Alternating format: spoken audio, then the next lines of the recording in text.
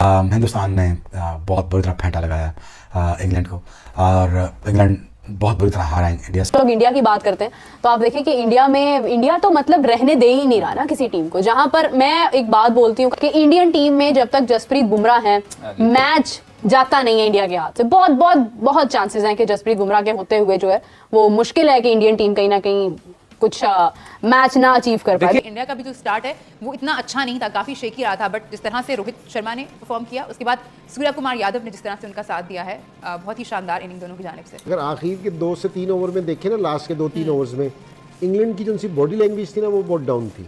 जिस तरह इंडिया ने डबल्स लिए हैं और वो कुछ नहीं किया।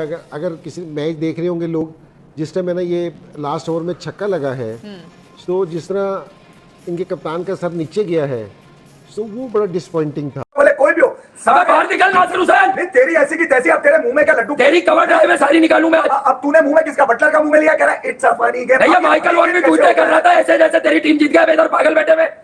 बता दिया ना कि फाइनल खेलेगा इंडिया। पकड़ के बजा दिया इंग्लैंड को बता दिया भाई कि बजाओ, घर जाओ अपने। इंग्लैंड का कप्तान, इंग्लैंड को वर्ल्ड कप जिताने वाला कप्तान मॉर्गन कमेंट्री में बैठ के ये बात कर रहा है कि इंडिया ने जिस तरह की बैटिंग किया इस पिच के ऊपर, सैल्यूट है इंडिया को। किस आइंस्टाइन ने कहा था इंग्लैंड को टॉस जीत के आपने माशाल्लाह दूसरी बैटिंग करनी?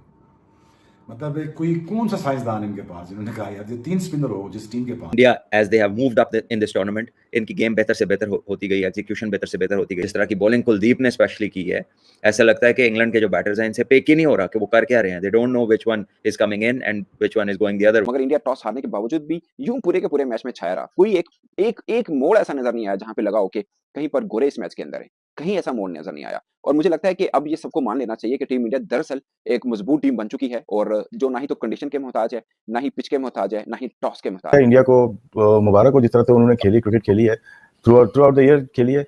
मुश्किल जगह थी, वेस्ट इंडीज मुश्किल जगह है। आपकी अच्छी टीम हो या जैसी भी हो, आपको डिसीजन लेने पड़ते हैं। शायद इंडिया ने जो टीम खिलाई है, शायद 12 ही प्लेयर टोटल खिलाए हैं, ज्यादा चेंजेस नहीं किए उन्होंने, उसी को लेके चले हैं, बस ये इनकी सक्सेस थी। जय हिंद दोस्तों, इंडिया वर्सेस इंग्लैंड के मैच में इंडिया ने फाइनल में जगह बना ली, और वहीं कप्तान और लीडर रोहित शर्मा फिर से इस मैच के हीरो निकले, जिन्होंने इतनी खतरनाक विकेट में 57 रन बनाए और बेहतरीन स्ट्राइक रेट के साथ। और जहां इंग्लैंड जब बैटिंग करने आई तो सभी को पता था कि भाई यहाँ स्पिनर डोमिनेट करेंगे, और वही हुआ। कुलदीप यादव और अक्षर पटेल ने किसी भी बैट्समैन को चलने नहीं दिया, और बड़ी आराम से इंडिया ने ये मैच जीत लिया, और एक जीत दूर है इंडिया ट्रॉफी से। और वहीं जब ये मैच जीते, रोहित शर्मा इमोशनल भी दिखे ज्यादा, क्योंकि उन्हें पता था कि इस मैच की अहमियत क्या है। क्योंकि पिछले 2022 के सेमीफाइनल में बड़ी आराम से इंग्लैंड ने 10 विकेट से हरा दिया था इंडिया को, और उसी का बदला लिया है इंडिया ने इस बार इंग्लैंड से। जहां इंडिया जैसे ही फाइनल में पहुंची, वहीं पाकिस्तानी मीडिया में बैठ के अनाप शनाप बोलने लगे कि इंडिया पैसों के दम पे फाइनल में पहुंचा है, आईसीसी ने भारत को ही बेनिफिट करा है हर चीज में। इस तरह की बातें कर रहे हैं। जब तक भारत बाहर नहीं हो जाता इनको सुकून नहीं मिलेगा, ये तो तय है। एक बार भारत ट्रॉफी जीत जाने दो, फिर देखो इनका क्या हाल होता है। चले देखते हैं पाकिस्तानी मीडिया क्या कह रही है। फिरंगियों ने चुराया कोहिनूर और हमने लूट ली उनकी इज्जत।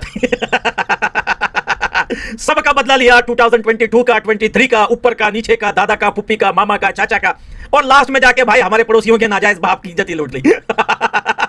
सेमीफाइनल हुआ है, गियाना में होना चाहिए था, और ऐसा लगता है जैसे पूरा का पूरा T20 वर्ल्ड कप गियर्ड है टुवर्ड्स इंडिया, और ये बड़ा अनफेयर है दूसरी टीमों के साथ। तो ये कभी पिच पे डाल देंगे, कभी मौसम पे डाल देंगे, कभी स्केजुअल पे डाल देंगे, कभी ये कह देंगे कि यार इंडिया फाइनल कैसे खेल जाएगा अगर मैच ना हुआ। तो ये अपने हिसाब किताब की बातें कर रहे होते हैं। हाँ, इनमें से किसी की अगर चीज पूरी हो जाए तो वो देखे कसमें खा रहा होता है, देखा मैंने कहा था कि ये हो जाएगा, देखा मैंने कहा था ये हो जाएगा। तो ये तो ड्रामेबाजी है यार, ये तो अपने खर्चे चलाने के लिए बैठे हुए हैं, इनका इनसे कोई ताल्लुक नहीं। कह तो सही रहना, इसमें गलत क्या है? करता है, क्रिकेट की पेरेंट बॉडी है, उसका काम है ये काम चीजें मेरे भाई कह तो सही रहना। ये तो पूरी दुनिया जानती है कि आईसीसी को इंडिया ने किडनैप किया हुआ है, और वो तो पहले दिन से ये बात तय है कि इस पूरे शेड्यूल में सारा बेनिफिट इंडिया को दिया गया। अरे तो भाई मैं ये कह रहा हूँ, बाकी लोग इतने फट्टू क्यों हैं, इतने डरपोक क्यों हैं? वो गोद में ले लें, वो किडनैप कर लें। भाई किसी ने रोका? आईसीसी ने मना किया। भाई बाकी लोगों को ऐसा करने के लिए अपनी आबादी बढ़ानी पड़ेगी ना। अब 1.5 अरब की आबादी कहां से लेकर आए? हम तो 24 करोड़ की आबादी नहीं संभाल सकते, तो क्या आबादी बढ़ाएंगे इस काम के लिए? तो फिर अपनी नाकामियों पे कहीं मुंह छुपा के आबादी नाकामी नहीं है यार, ये आबादी नाकामी नहीं है, ये मिसमैनेजमेंट है, ये हक तलफी है दूसरों की, ये ज्यादती है, ये नाइंसाफी है। जो लोग जीत कर आ रहे हैं उनके ऊपर कथन क्यों लगाए आदमी यार? जीतने हारने की बात नहीं है, एक शेड्यूल है, उसमें है ऐसी चीजें जो है दूसरों के साथ हक तलफी हो रही है। अगर उसकी निशानदेही हो रही है तो इस्लाह के लिए हो रही है ना, कि आइंदा ना करें। जैसे अब ये कहा जा रहा है कि आईसीसी हमेशा इंडिया पाकिस्तान को एक ही पूल में रखकर उनके आपस में मैच करा के क्यों इस तरह की हरकतें कर रहा है। सारी दुनिया सो रही है, स्टेडियम खाली पड़े हुए, सेमीफाइनल में स्टेडियम खाली। ये बताए ना आईसीसी को क्या जवाब देगा यार? 45 दिन का ग्रेस पीरियड देता है आईसीसी, स्केड्यूल पे रिकमेंडेशन देने का सजेशन क्यों नहीं दी लोगों ने? अब जबकि जिस की टीम बाहर हो रही है आईसीसी बुरा कर रहा है, आईसीसी बीसीसीआई के साथ समोसे नहीं मिले, बिरयानी नहीं थी, दिल पाकिस्तान नहीं था, ये ड्रामेबाजी बहुत छिछोरपन बात समझ नहीं आ रही। और ये जो आपने बात दोबारा निकाली उस दिन जो कहा था, भाईजान एक बात बताऊं, जो क्रिकेटर्स होते हैं या जो क्रिकेटिंग नेशन है उसी में दम होता है, उसी में तपड़ होता है, उसी में करीज होती है कि वो सवाल उठाए। भाई जब बेस्ट फैसिलिटीज के साथ रोहित के लड़के खेलते हैं, चाहे आईपीएल हो चाहे रणजी हो, तो उसने कह दिया कि अबे ये क्या यूएसए के झटियल मैदानों में हमें खिला रहे हो जब फैसिलिटीज नहीं है। और हुआ लोगों में दम, लोग यूएसए से हार गए लेकिन आवाजें नहीं निकली उनकी। नहीं, इनमें से कोई घूमने नहीं गया था, इनमें से कोई दोस्ती यारी नहीं मारा। $25 लेके मिल नहीं रहा था। रोहित का लौंडा $50 में अपना ईमान अपना जमीर नहीं बेच रहा था, वहां पे खड़ा हुआ। तू भी बाहर निकल। अबे निकला, तुम्हारी पीछे भी किसी को नहीं छुपने दूंगा। आज सारे अपने तौलिए बांध के साइड ना नेपाल के, ना युगांडा के, ना नामीबिया के। अबे कम से कम मुंह से बोलते रहे। अच्छा कोई क्रिकेटर हो, चलो अवामी बात हो रहा तो चलो समझ में आती है। अबे ये क्रिकेटरों के मुंह में बकवास भरता कौन है? इनके रोहित शर्मा ने कल इतनी खूबसूरत बात की है, खूबसूरत बात की है रोहित शर्मा ने। उसने कहा कि यार लोगों को देखना चाहिए, बदतमीजी भी नहीं की, नाम लेके सवाल हुआ उससे इंजी भाई का। इंजी भाई को कल बहुत कह दिया, ड्रैग नहीं करूंगा, मैं इतना कहूंगा इंजी भाई आपकी इज्जत अब भी बरकरार है, बस आप इसको कंडेम कर दें कि यार मेरा मतलब वो नहीं था। उसने कहा ड्राई पिचेज हैं यार, क्रिकेट खेले हुए लोग समझो ये, और हमारा नहीं सबका हो रहा है। इंजी भाई ही वो ड्राई। इंजी तो आजकल डंडा उठा के सलीम मलिक के साथ बैठ के गड़बड़ हो रही है। पता चला है कि कपिल शर्मा के शो में आज से 12 साल पहले वसीम अकरम ने कहा था कि इंजी बड़ा लेजी है। बहुत लेजी है, वो गिर गया, वो बैटिंग ले इसका मैच बताया था मेरे। कुदरत का निजाम भी क्या चीज है। इस दफा इंडिया ने कसम खाई है कि वर्ल्ड कप भी जीतना है और हिसाब बड़ा करना है। अगेन वही टारगेट आ गया जो 2022 के अंदर भारत ने पहले बल्लेबाजी करते हुए किया था और उस करते इंग्लैंड जीता था।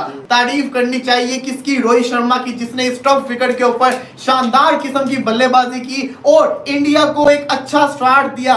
57 उसने जिसको कहते हैं ना स्कोर किया, 57 बड़ी शानदार किस्म की परफॉर्मेंस थी रोहित शर्मा की। कंडीशन के अंदर मुश्किल विकेट के ऊपर जहां पे बॉल बैठ रहा था, जहां पे जो बॉल है वो बाउंस ही नहीं कर रहा, इतना लो बाउंस हो रहा है, उस विकेट के ऊपर रोहित शर्मा ने 57 किया।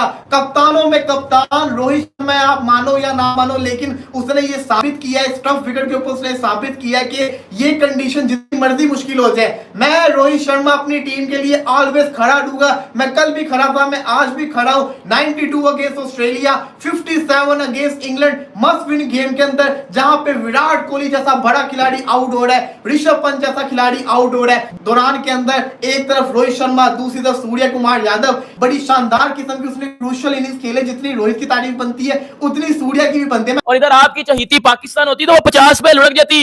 लेकिन आप ये देखिए कि सूर्या कुमार यादव ने जिस तरह की बैटिंग की है और कप्तान रोहित शर्मा, बंदे ने बताया कि पिच गई बाहर में, मैंने अपनी उसी अग्रेसिवनेस के साथ बैटिंग करनी है। इंग्लैंड का कप्तान, इंग्लैंड को वर्ल्ड कप जिताने वाला कप्तान मॉर्गन कमेंट्री में बैठ के ये बात कर रहा है कि इंडिया ने जिस तरह की बैटिंग किया इस पिच के ऊपर, सल्यूट है इंडिया को, पकड़ के बजा दिया इंग्लैंड को बता दिया भाई कि बजाओ, घर जाओ अपने। सब जिस तरह की बैटिंग वो अक्षर पटेल और वो जडेजा करके गया, हमारे वो घंटे के किंग वो बाबरा और वो रिजवाना भी इस तरह की बैटिंग नहीं करते। तो ये वही इंडिया की टीम है जब पाकिस्तान के 92% चांस थे और इंडिया के 8% चांस थे।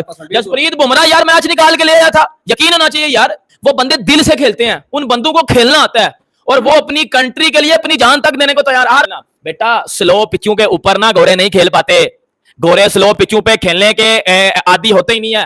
गोरे कभी आज तक स्लो पिचेस पे खेल ही नहीं सके, तो गोरे इस पिच पे आकर छनकना कर लेंगे।